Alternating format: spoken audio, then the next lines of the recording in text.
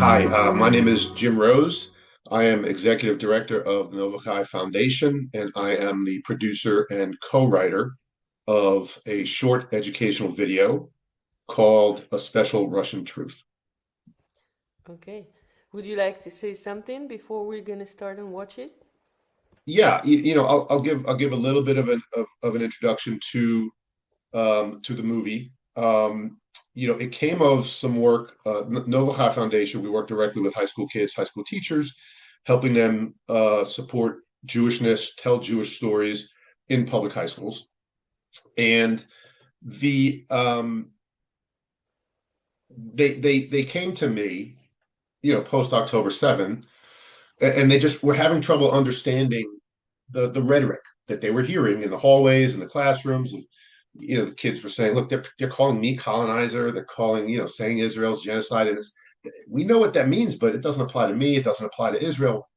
What do I say? Exactly. And I Yeah. didn't really have a good argument for them, because you could argue with facts, but to a large degree, the tone and the rhetoric today is not about facts. It's about emotions, it's about storytelling, and I needed more. So as I researched it, I came across the work, specifically of Isabella Toborowski, who I think you may know, and Vlad Kakin, who I hope you know, at the Wiesenthal Center, and just started me on this journey of what it really is going on. And it took me to the Soviet Union, the Cold War, and how they modernized anti-Zionism. So I like to say, the Nazis operationalized anti-Zionism, the KGB modernized it, and they did it really for two purposes: one, to demonize Israel; two, to destabilize the West. And you can see how it plays out today. So the movie tells that story from the 60s, 70s,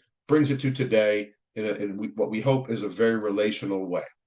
The movie itself is really well received. We're in about 13 different festivals. We've got some awards. We premiered at the Weizmann Museum in Philadelphia. We're going to be on a couple of PBS channels in the United States. So we're really, really excited with the way the movie has been received, and I'm really happy and excited to share it today. And I'll look forward to doing some Q&A afterwards. Yeah, amazing. So let's go and watch the movie now. Is that okay? Let's go. Let's Please do it. do. Every so-called truth is the matter of belief. Our press secretary gave alternative facts. It's a great brainwashing process. Propaganda is any communication that is intended to persuade an audience to adopt a particular worldview or to pursue a certain set of actions or policies. The illegitimate regime in Kyiv, which once seized power, is gradually turning into a terrorist organization. We are fighting for liberation of Ukraine. Rights are restricted, courts are not working. All of these are indications of dictatorship. In American terms, you would call Ukraine a tyranny. Ukraine is a corrupt country and it's a laundromat of America. Propaganda is tapping into our passions, our anger, our sense of disenfranchisement, dislocation, disempowerment. Despite of the abundance of information, no one is able to come to sensible conclusions. I'd like to be someone who follows the facts. I don't know what to believe at this point. There's so much going on that people can't really find rational explanations. It creates a perfect setup to come in and offer people simplified solutions. Society is so conditioned over the centuries to think of Jews as being the enemy or as being evil or as being against the interest of everybody else. World Jewry and the power and influence of Zionist Jews all across the world has been a thing for a while. Anti-Semitism advances this kind of narrative in order to attack Jews or Zionists or Israel, and it's a global project of Soviet socialism. We have our special Russian truth.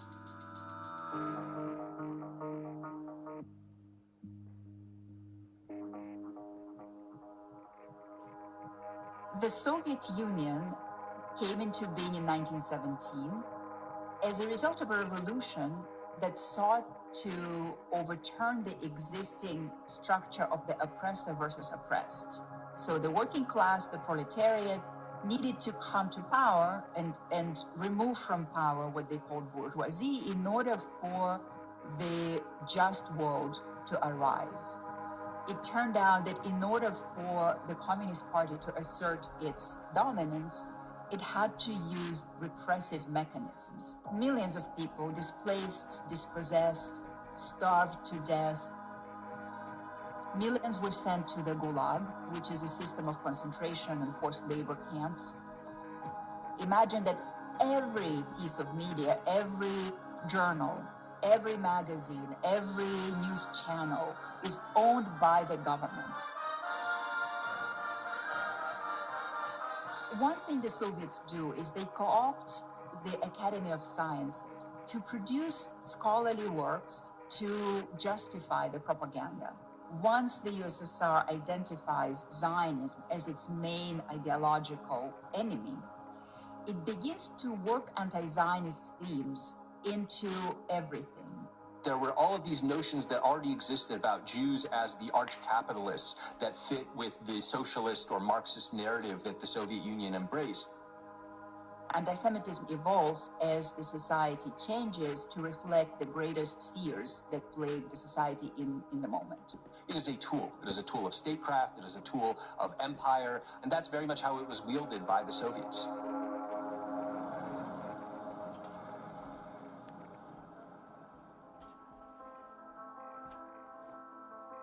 In order to advance the interests of the Soviet Union, they needed to bring different countries into their orbit.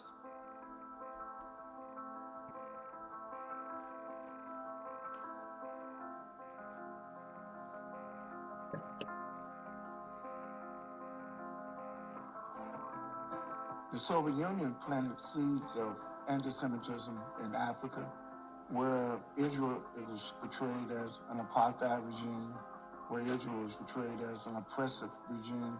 There are people who want to pit Jews and blacks against each other. The Soviet Union played into that. But the remnants of how they played in that still are very prevalent today.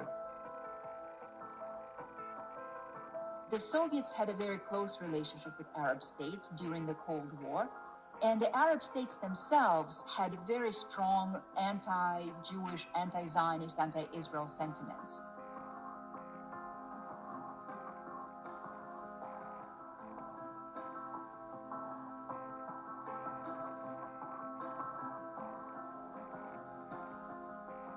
I grew up in Egypt, a conservative society where anti-Semitism is practiced every day.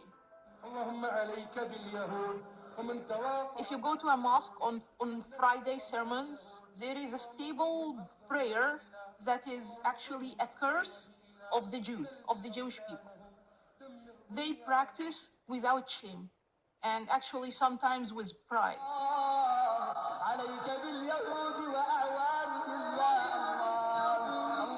Why anti-Semitism is so prevalent in the Middle East and among Arabs and Muslims? Actually, the same reason has to do with this idea of communism fighting against Western imperialism that the Soviet Union exported to our region. For the Soviets, the Zionists were so threatening because they believed that they operated sort of an anti-Soviet, an anti-socialist network outside the country, that they sought to bring the country down, to bring the USSR down. Being seen as almost like foreign agents because of being Jewish. So teaching of Hebrew carried a jail sentence. It was actually illegal to teach Hebrew. They looked at Soviet Jews who were now demanding the right to emigrate. And they felt really threatened because the USSR was a closed society. Nobody was allowed to emigrate. There was a well-known movement of the so-called refuseniks. So these were people who applied for visas, were denied, were fired from their jobs. Some of them had jail sentences. You already had centuries of anti-Semitic propaganda that had taken hold in Russia and subsequently in the Soviet Union that portrayed Jews as manipulative, conniving, conspiring. What the Soviets did is they took old anti-Semitic ideas and they gave them a kind of polish. In 1975, the United Nations adopted the Zionism is a form of racism resolution. Yes, how you think? It was extremely damaging because it took the idea that Zionism is racism, a propagandistic idea, a slogan, and gave it the legitimacy. The Soviets had very heavy influence over the UN, in part because they had heavy influence among all of the newly decolonized countries that became members of the UN. How did the anti-Zionist argument become respectable? That was the accomplishment of the Soviet Union that placed the language of anti-imperialism, anti-colonialism, anti-fascism in the service of the attack on Israel. Why Zionism is racism? Because racism is evil and is associated with people who had to fight against racism. The resolution was withdrawn once the USSR fell apart, which shows you that it was really a Soviet creation. But the memory of that resolution very much is alive, and people still point to it.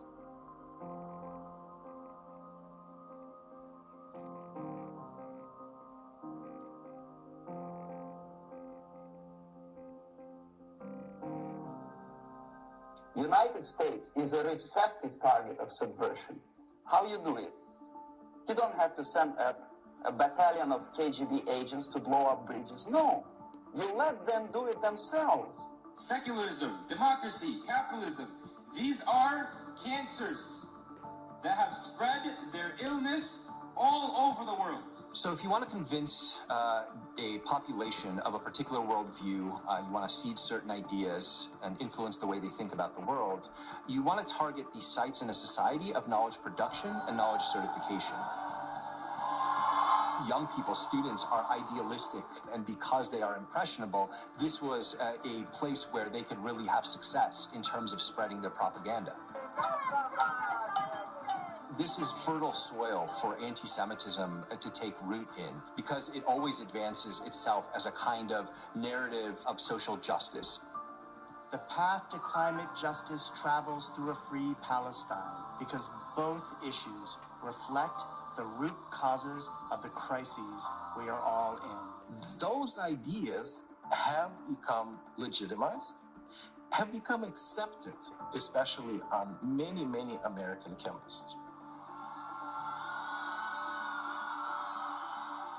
Your leftists in the United States, all these professors and all these beautiful civil rights defenders, they are instrumental in the process of the subversion.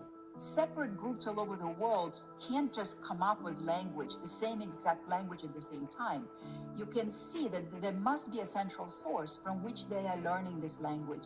The Soviets backed the Palestine Liberation Organization in 1964 to demonize the Jews as foreign occupiers, and the strategy was clear. Connect the KGB campaign to destroy Israel to the historic black struggle for justice and freedom. So when the PLO put student groups on the college campuses to demonize Zionism, those student groups had no credibility until they stood next to the Black Student Union.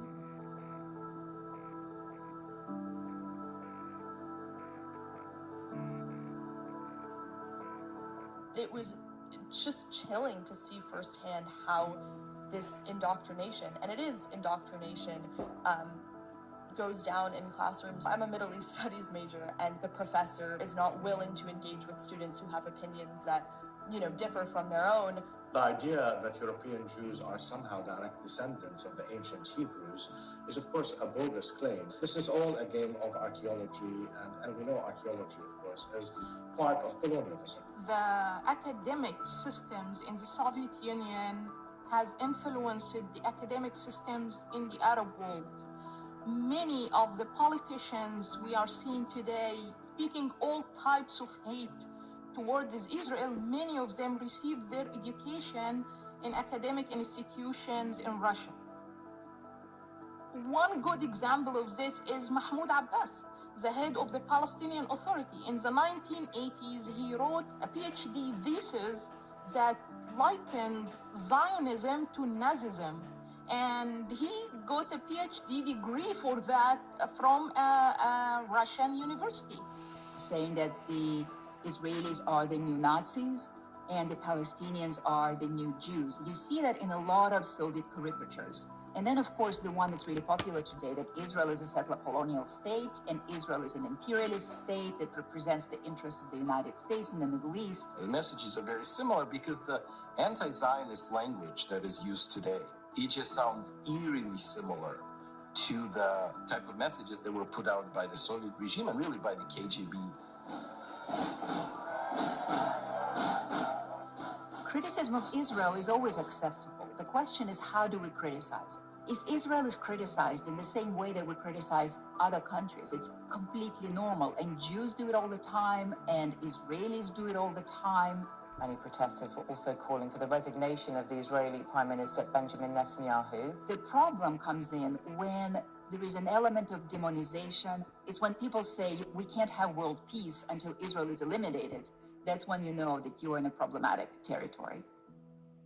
Why is there a statue of a Soviet leader in one of Seattle's most popular neighborhoods? That is Vladimir Lenin, a Soviet leader responsible for the deaths of millions of people. Marxism-Leninism ideology is being pumped into the soft heads of at least 3 generations of American students without being challenged. The result you can see. You all are incredibly smart people who are so knowledgeable about things like post-colonialism and Marxism and other theories. It is time for you to get out of your libraries and labs and put your theories into action and stand with us. We live in a post-factual world. Social media has become real fertile ground for these kinds of messages. I think both structurally, just because of the way it is, and also because it allows itself to be used and manipulated on purpose by groups that might want to inflame these kinds of divisions and racist and anti-Semitic sentiments. We are occupied and controlled by Jews. It is what it is. Social media. We'll repost a friend or an expert or even a stranger without literally any verification or deep knowledge on the subject. One of the student journalists who was also a student in my course and was Jewish approached me and he said, could you please comment and explain what it means, globalized intifada? And I talked about the history of 2 intifadas and the tragic loss of life, and the suicide bombings. And I said that this idea of globalizing the intifada goes against the ideology of the peace process. So I made those comments. They were included in the newspaper, published online, and I was proud of these students. And a couple of hours later, all of my comments were removed, kind of this form of extreme censorship. They are so passionate and they are big believers in what they are doing, and they always need to be part of something bigger than themselves. This is why we are seeing all this momentum on campus right now. The Iranian supreme leader came out and praised the activities on the campus and the students as leaders for tomorrow. You know, you've got one of the most oppressive regimes in the world complimenting the student protesters for their behavior and saying that they're bringing the Iranian revolution to the United States. I speak to my grandmother in depth about this now, and I think what's so terrifying is that what she saw at the universities in Tehran in the late 60s and 70s on the eve of the Islamic Revolution that brought the Islamic Republic into Iran is eerily similar to what's happening now on my own campus. I met some American students. They have never visited the Middle East, and they are arguing with me about my region, about the facts that I grew up learning about my country. They expressed that they are angry at the footage of people being killed, and so, which I'm sure all of us are. Who wants war? Who wants to see people killed like innocent civilians? Nobody. It's a difficult time to be a Jewish student on an American campus now. Many Jewish students felt harassed and constantly bombarded by this. And when these Jewish students tried to reach out to the protesters, their fellow students, they would be told, no, you have to choose sides. We don't want no Zionists here! We don't want no Zionists here! It's in, in clubs, in social clubs, in Greek life, in the gardening club, where Jews are held to this litmus test of, well, we love Jews, but if you're a Zionist, you're not welcome here. I think that this is the first time that the young Jewish generation in America has experienced anti-Semitism like this, where it's so in your face and young people are going through it on a daily basis. I'm a UCLA student. I deserve to go here. We pay tuition. This is our school, and they're not letting me walk in. I know a certain number of students of the Claremont colleges who decided to transfer elsewhere because of the very aggressive anti-Zionist movement. They felt personally targeted. The situation with the faculty is more dangerous than with the students. Because the students, yes, they can be talked to. With faculty, it's different because these are grown intellectuals who bring their ideas into the classrooms. They really see their teaching as a form of activism. Pledge to do whatever you can to not work, not go to class, not do research, or otherwise up the functioning of this despicable place until they meet our demands. What I think happened is that many progressives from back then entered universities and they never changed their minds. I think it's important for people to understand that none of us are immune to propaganda and disinformation. I think the prime target for disinformation and propaganda campaigns are those people who think they are impervious. When I say question everything, that includes questioning the things that I'm saying now. Every claim that's being said by someone, question this, question everything. Unfortunately, people are not trained today to be critical thinkers. People are educated, but very often miseducated. And they find that engaging in anti-Zionism or engaging in anti-Semitism is just a common course of social life.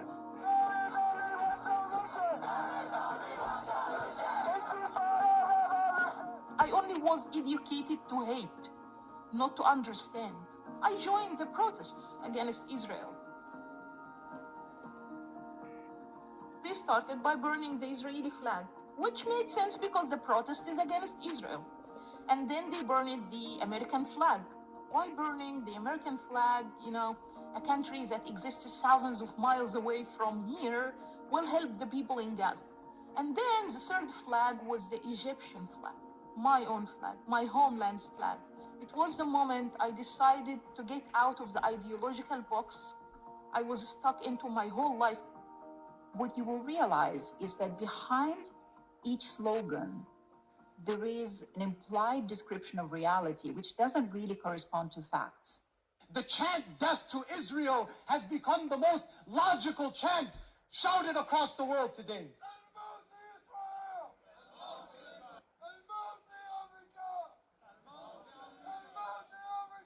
It's really easy to get to Columbia, see this movement that's being framed as a social justice movement that is fighting against all things that we've been taught are like the root of all evil, oppression, colonialism, settler-colonialism, and to look at it and say, I want to stand on the right side of history. So when I speak to the young people about these issues, it really changes them. It makes them see things in a completely new light and perhaps also see Israel in a different way.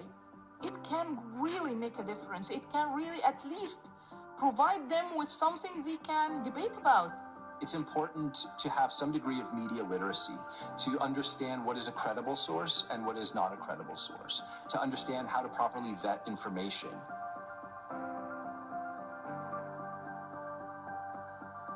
The folks that are spreading this disinformation are relying upon you not to do that, not to actually fact check the default behavior whereby we unconsciously accept something we read or watch or hear as truth without any due diligence. Just jumping in to try to make a change, despite one's very good intentions, one can do tremendous harm.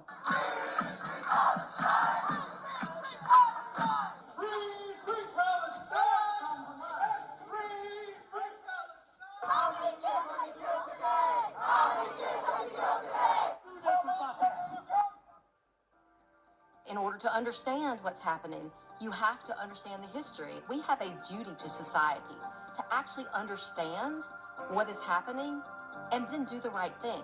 I believe this is not the duty of the teenagers. It's our duty as adults, as parents, to educate them about the truth, to expose them to the truth. Practically everything that we hear said about Israel and Zionism today can be linked to what Soviet propaganda used to say. The Soviets are very careful not to talk about Jews, as the enemy. They talk about Zionists. No one is born an anti-Semite. No one is born a racist. But early on, the social conditioning, people become anti-Semitic. People become racist. And that's why we have to challenge any evidence of anti-Semitism as early as possible. It is often said that Jews are a canary in a coal mine, that once a society adopts anti-Semitic conspiracy theory, it is on the way to being fractured, and it is on the way to becoming more repressive. One way we have to work against anti-Semitism, work against racism, is to make sure there's a recourse, there's a response. We cannot afford to be silent.